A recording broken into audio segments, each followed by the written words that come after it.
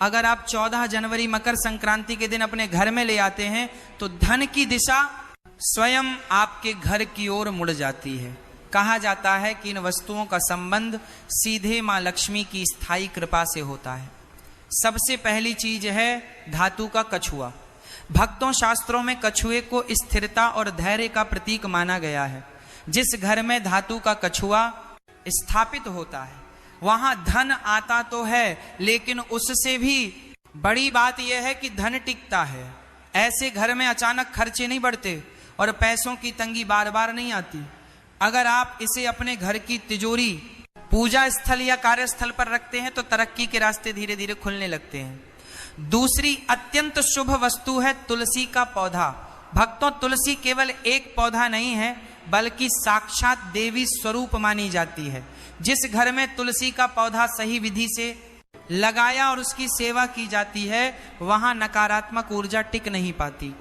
मकर संक्रांति के दिन तुलसी का पौधा घर लाना विशेष फलदायी माना गया है, क्योंकि इससे पूरे वर्ष घर में सकारात्मकता और मानसिक शांति बनी रहती है। तीसरी चीज है दक्षिणावर्ती शंख। भक्तों, दक्षिणावर्ती शंख को मां लक्ष्मी का निवास स्थान कहा गया है। मान्यता है कि जिस घर में यह शंख होता है वहां धन की कमी नहीं रहती। मकर संक्रांति के दिन इसे घर लाने से पूरे वर्ष मां लक्ष्मी की कृपा बनी रहती है और रुके हुए काम धीरे धीरे पूरे होने लगते हैं। चौथी वस्तु है मोर पंख।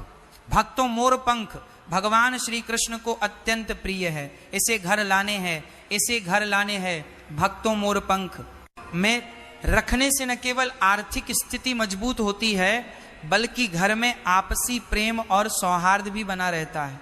माना जाता है कि मोर पंख घर की नकारात्मक दृष्टि को भी दूर करता है। पांचवी चीज है लघु नारियल।